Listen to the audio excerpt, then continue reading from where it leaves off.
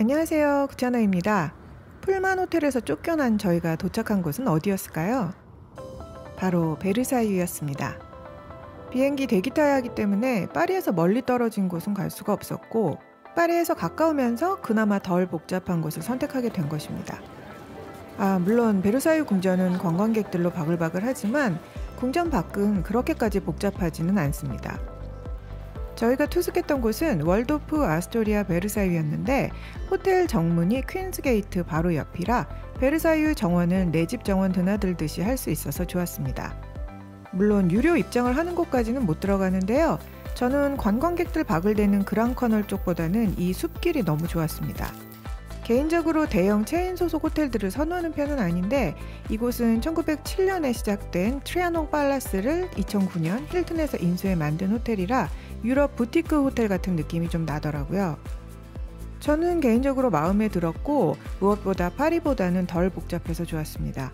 투숙객들도 관광객들보다는 주말을 보내러 온 현지인들이 많아서 휴양지의 여유로운 분위기가 느껴졌습니다.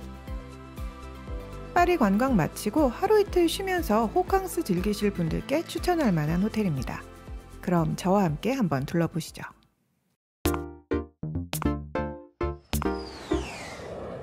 굿유! 우버를 불러 타고 호텔 앞에 도착을 했습니다. 입구가 정말 성처럼 화려하죠? 정문으로 들어가 좌측으로 가면 트리아논 팔라스가 보입니다. 이곳이 5성 호텔인 메인 빌딩이고요. 정문 들어오자마자 우측으로 빌딩이 하나 더 보이는데, 이곳은 1990년에 증축된 파비앙 디 트리아논 건물입니다. 4성 호텔이고요. 이왕에 여기까지 오셨다면 트리아논 팔라스에 투숙하시기를 추천드립니다.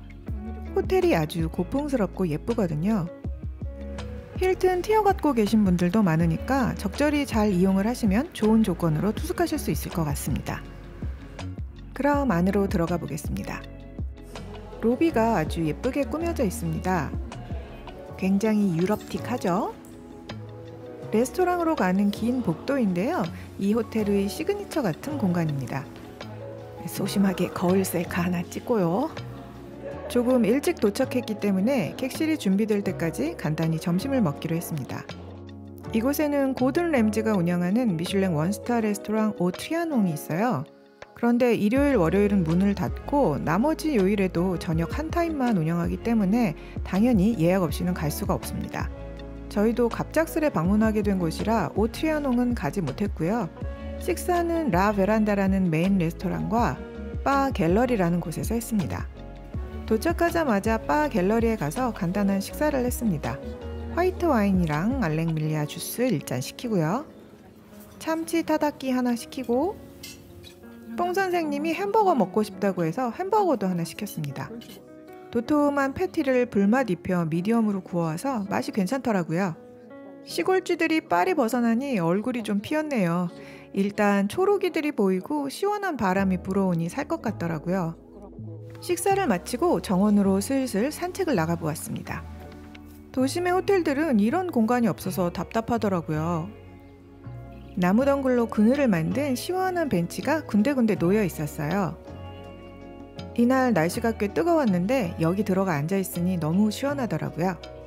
시골쥐들은 이런 곳에 와야 마음의 평화가 찾아옵니다. 그리고 좌측 펜스 넘어 보이는 길이 베르사유 정원과 연결되는 길입니다. 이제 객실로 올라가 보겠습니다. 저희가 투숙했던 객실은 가장 기본 객실인 킹 딜럭스 가든뷰 객실입니다. 파크뷰 객실은 조금 더 가격이 비쌉니다.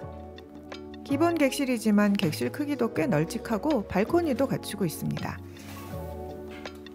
발코니 뷰는 파비앙 디 트리아농이 보이는 가든뷰인데 이쪽 뷰도 뭐 나쁘지 않습니다. 초록초록한 가든과 멀리 베르사유 시내가 보입니다. 중문 달린 현관 공간도 따로 있고 소파 공간도 있고 스위트만큼 넓진 않지만 뭐 이 정도면 파리의 호텔들에 비하면 고대 광실입니다. 매트리스나 듀벳도 아주 좋아서 꿀잠 잤습니다. TV 아래에는 벽난로도 있었는데 전기 벽난로였고요. 옆으로 널찍한 데스크도 놓여 있습니다. 벽난로 옆에는 이렇게 뿌띠뿌띠한 창문도 달려 있습니다. 귀엽죠? 이건 현관 입구에 있는 클로젯입니다. 옷걸이랑 금고 등등 준비되어 있고요. 다림이랑 다림판도 갖춰져 있습니다. 침대 옆쪽으로는 문으로 열고 닫을 수 있는 시스템 드링크 바가 마련되어 있었습니다. 네스프레소 머신, 캡슐, 케틀, 커피잔 등이 준비되어 있었고요. 냉장고와 음료는 당연히 유료. 이거 음료 빼면 바로 차지되는 치사빤스 오토매틱 냉장고니 주의해야 합니다. 가격은 소프트드링크 7유로, 맥주 9유로 정도 하네요. 그래도 웰컴 드링크랍시고 주스 2병이랑 마카롱을 따로 준비해 주었습니다. 생수는 아침 저녁으로 2병씩 무료로 제공됩니다. 물인심은 사납지 않더라고요. 벽난로 우측은 욕실 공간입니다. 안으로 들어가 보겠습니다. 욕실도 굉장히 넓은 편이에요. 별도의 문이 달린 화장실 공간이 독립적으로 마련되어 있고요. 천장형 샤워기를 갖춘 넓은 샤워 부스도 준비되어 있습니다. 샤워 부스 외에 욕조도 따로 갖추고 있어서 입욕도 즐길 수 있었고요. 대리석으로 만든 세면대 공간도 아주 고급집니다. 더블 싱크로 구성되어 있어서 두 사람이 한 번에 사용하기에도 불편이 없었고요. 어메니티는 이솝 제품입니다. 세면대 옆에는 또 뿌띠 창문이 달려 있습니다. 욕실에 창이 있어야 덜 답답하고 환기도 시킬 수 있어서 좋더라고요. 코로나와 파리의 인파에 지친 뽕 선생님은 바로 딥슬립에 빠지셨습니다. 낮잠을 즐기던 저희는 갑자기 쿵짝쿵짝 소란스러운 소리에 잠이 깼습니다. 저희는 오늘 바스티유 데이라서 파리가 너무 복잡해가지고 지금 베르사유로 넘어왔거든요. 여기는 베르사유 궁전 바로 옆에 있는 월도프 호텔입니다. 근데 오늘 공휴일이라서 이 호텔도 지금 굉장히 붐비고 있습니다. 저희는 좀 한적한 그런 걸 기대하고 왔는데 지금 전혀 그렇지 않은 상황이고, 저기서 지금 바베큐를 하고 있는데 지금 사람이 너무 많아가지고 웨이팅을 좀 해야 될 것 같은데 귀찮아서 지금 밥을 어디서 먹을까 지금 좀 고민을 하고 있어요. 근데 이 호텔은 좋으네요. 파리보다는 훨씬 좀 여유가 있고 초록초록한 거 보니까 좋네요. 나도 바베큐 사주세요. 바베큐는 대기가 너무 길어서 결국 라 베란다로 왔습니다. 여기도 예약이 밀려 있어서 굉장히 늦은 시간에 식사를 하게 됐어요. 이야, 튜나 샐러드 양 쌀벌하다. 이거 배부르지. 메인으로 뽕 선생님은 오소부코를 주문했고, 사이드 디쉬로 함께 나온 것은 프레골라 파스타와 베지터블 콤포트입니다. 그리고 저는 염장대구와 새우 요리를 시켰습니다. 뭐 파인다이닝 레스토랑 같지는 않았지만 나쁘지 않았습니다. 맛있게 먹었어요. 프랑스에서 근 한 달을 있었더니 미슐랭이고 나발이고 한식의 위대함을 깨닫게 되었어. 한동안 이런 음식 안 먹고 싶을 것 같아요. 어찌되었건 한 끼 잘 먹고 베르사유에서의 첫날을 마무리해 봅니다. 그런데 밤이 되니 대포 소리 들리고 난리 났더라고요. 베르사유궁 정문 쪽으로 가면 뭔가 잼난 구경거리가 있을 것도 같았는데 피곤해서 그냥 쉬었습니다.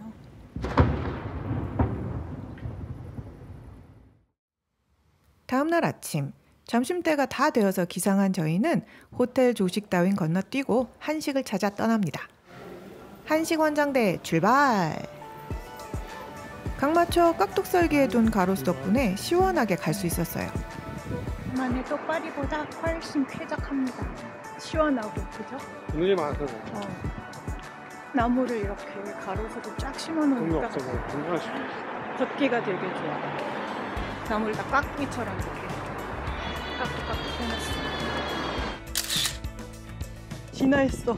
맨날 나를 호빗으로 찍어놓더니 다리 길이를 180으로 찍어놨어. 돼지가 스키를 습득했습니다. 잘 찍었네. 자전거를 빌려서 도시 곳곳을 구경할 수도 있습니다. 이것 타고 정원 안까지 들어갈 수도 있거든요. 자전거 도로도 잘 되어 있어서 한번 빌려서 타볼만 합니다. 저희가 찾아간 곳은 이담이라는 한식당이었는데요. 원래 파리에 있었던 곳인데 베르사유에도 새로 오픈을 했다고 하더군요. 주인분은 교포 2세 정도로 보이셨고 종업원들은 모두 현지인들이었습니다. 손님들도 대부분 현지인들이었고요. 에피타이저로 일단 베지터블 군만두를 시켰고요. 얼큰한 김치찌개와 제육 비빔밥까지 시켰습니다. 나보다 잘 끓였잖아. 너무 맛있게 끓이셨잖아. 나도 김치찌개 잘 끓이는데 나름. 아니 그리고 국물이 제대로야. 약간 진짜 묵은지 약간 제대로. 느끼해서 도저히 이게 진짜 안 들어가서 못 먹으려고. 파리에 오니까 그건 좋다. 우리 옛날에 시골 다닐 때는 한국 음식점 찾을 수가 없었잖아. 디저트로 경단까지 알차게 시켜 먹고 나왔습니다. 배가 불러 기분이 좋아진 저희는 소화도 시킬 겸 베르사유 가든을 산책하기로 했습니다. 저희도 자전거를 좀 빌려볼 걸 그랬나 봐요. 정원이 워낙 넓어서 걷다 보니 조금 힘들더라고요. 그래서 즉석에서 착즙해주는 시원한 오렌지 주스도 한 잔 사서 마시고요. 걷다 보니 뿌티 트리아논까지 오게 돼서 잠시 관람을 하기로 했습니다. 이곳은 유료 입장해야 합니다. 뿌티 트리아논은 루이 15세 때 그의 정부 마담 퐁파두를 위해 지었으나 퐁파두르 부인이 왕공 전 사망해서 새 정부인 마담 뒤바리에게 갔다가 루이 16세 때에는 마리 앙투아네트가 사용하게 됩니다. 마리 앙투아네트가 농부 코스프레를 하며 시간을 보내곤 했다는 왕비의 촌락이 근처에 있습니다. 관광객들이 없는 건 아니지만 메인 샤토처럼 떠밀려 다닐 지경은 아니라서 경치 구경하면서 슬슬 산책하기 좋았습니다. 성의 내부도 볼 수 있는데 내부는 메인 샤토에 비하면 소박한 편이긴 했지만 그래도 아기자기한 볼거리들이 있었습니다. 지금 봐도 예쁜 침실이네요. 마리 앙투아네트가 궁전살이에 지쳐서 이곳에서 머물면서 농부놀이 하는 걸 굉장히 즐겼다고 하더라고요. 원래는 그랑 트리아논까지 다녀오려고 했었는데 더위에 지친 뽕 선생님이 거부권 행사하셔서 호텔로 돌아가기로 했습니다. 돌아와선 수영장에 잠시 들렀습니다. 선베드에 누워 뒹굴거리기도 하고요. 그늘에 누워있으니 또 금세 추워지더라고요. 유럽 날씨는 참 종잡을 수가 없습니다. 물놀이 했으니 이제 뭘 좀 먹어야죠. 오늘은 부지런히 웨이팅 리스트에 이름 올려놓고 저희도 바베큐장으로 나가봅니다. 페리에 주에와 함께하는 BBQ 파리입니다. 나봐. 야, 정확하네. 양갈비, 소고기, 돼지, 새우, 야채. 양이 많진 않다, 그치? 샐러드랑 프렌치 프라이 이렇게 맛없게 생겼냐? 소스들. 괜찮아? 됐어. 맛있어? 사실 금방 온 거야. 수창이 살아있어? 잘 익었네. 잘 익었으면 다행이다.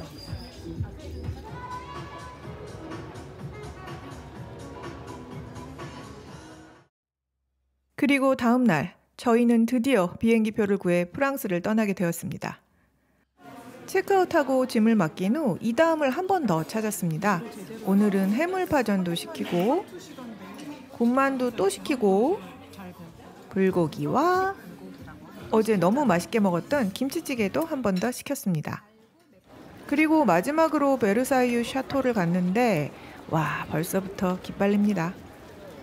그래도 당시엔 아시안 관광객들이 많지 않아 줄을 오래 서지는 않았어요. 사실 전 이번이 베르사유 궁전 3번째 방문이었습니다. 뽕 선생님이랑 왔을 때 샤토는 문을 닫는 날이라 가든만 보고 갔거든요. 그래서 뽕 선생님 샤토 보여주고 싶어서 데려갔는데 여긴 대체 왜 온 거야 시전하셨습니다. 하긴 이렇게 인파에 떠밀려 다니다 보면 구경할 맛도 싹 달아나요. 그래도 하이라이트인 거울의 방은 봐야겠죠? 제가 예전에 왔을 때에는 샤토 내부가 촬영 금지여서 책을 한 권 사왔던 기억이 있는데 이제는 자유롭게 촬영이 가능하네요. 샤토 관람까지 모두 마치고 이제 진짜 집에 갑니다. 우버 불러서 공항으로 고고고. 여행 마지막 날은 아쉽고 집에 가기 싫고 그러기 마련인데 이번에는 공항으로 향하는 발걸음이 너무나도 가볍습니다. 양성증명서 받은 지 열흘이 지나면 음성증명서가 필요 없는데 카운터 직원이 내용을 잘 몰라서 약간의 실갱이를 하고요. 한국인 직원의 도움을 받아 간신히 보딩 패스 받았습니다.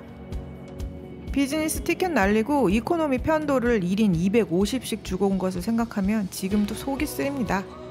좁은 좌석에서 장거리 비행이 힘들긴 했지만 집에 간다는 생각에 기운내서 기내식도 싹싹 비우고요. 이제 인천이 얼마 남지 않았습니다. 감사합니다. 드디어 인천에 도착했습니다. 샤이아로 돌아오기 위한 호빗의 여정은 참으로 험난했구만요. 게다가 입국할 때 체온이 좀 높게 나와서 저 비밀의 방에도 한번 끌려 들어갔다 나왔어요. 아무튼 우여곡절 끝에 저희의 은혼식 기념여행은 막을 내렸습니다. 고생은 많았지만 금혼식 때까지 두고두고 추억팔이 할 수 있겠죠? 지루한 여행기 끝까지 봐주신 구독자 여러분도 메르시 복구.